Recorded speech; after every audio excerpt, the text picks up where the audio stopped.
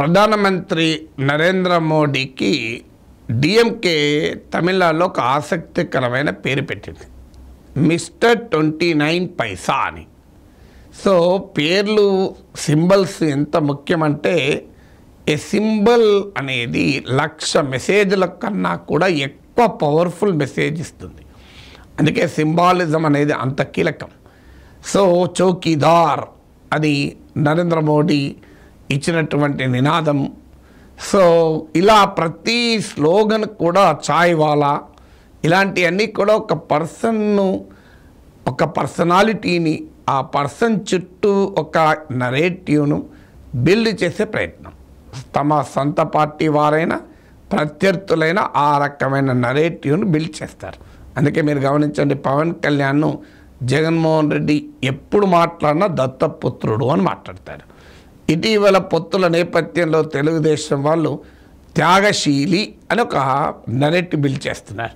అంటే జనసేన పొత్తు కోసం త్యాగం చేసింది అందరికన్నా ఎక్కువ అని. సో ఇలా ప్రతి పార్టీ కూడా తమ నాయకునికి ప్రత్యర్థులు కూడా ఒక సింబల్ క్రియేట్ చేస్తారు.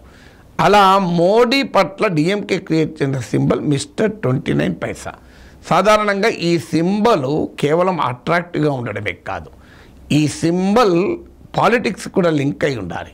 ఇప్పుడు దత్తపుత్రుడు అని పవన్ కళ్యాణ్ అనడం ద్వారా వైసీపీ బిల్డ్ చేస్తున్న పొలిటికల్ నరేటివ్ ఏంటంటే జనసేనాని ఆయనకు సొంత పొలిటికల్ ఎజెండా లేదు, చంద్రబాబు నాయుడు కోసమే పనిచేస్తాడు అని.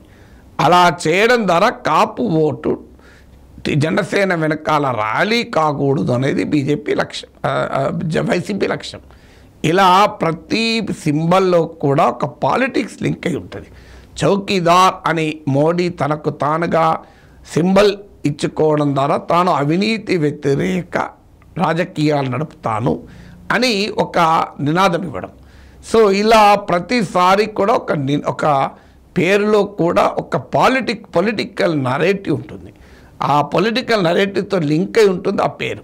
సో ఈ మిస్టర్ 29 పైసాకు లింక్ అయి ఉన్న పొలిటికల్ నరేటివ్ ఏంటంటే తమిళనాడులో కానీ ఇప్పుడు కర్ణాటక, కేరళ వీరు పెద్ద ఎత్తున సదరన్ స్టేట్స్కు మోడీ ప్రభుత్వం అన్యాయం చేస్తోంది, ఫెడరలిజం అమలు కావడం లేదు, కేంద్ర రాష్ట్ర సంబంధాల్లో రాష్ట్రాలకు అన్యాయం జరుగుతోంది, అందులో నార్త్ ఇండియన్ డామినెన్స్ పెరుగుతుంది, హిందీ డామినెన్స్ పెరుగుతుంది అనేది సౌత్ ఇండియన్ పొలిటికల్ నరేటివ్. అది మీరు కేరళలో కమ్యూనిస్టులైనా, కర్ణాటకలో కాంగ్రెస్ అయినా, తమిళనాడులో డిఎంకే అయినా ఈ వాదన బలంగా ముందుకు పెడుతున్నారు.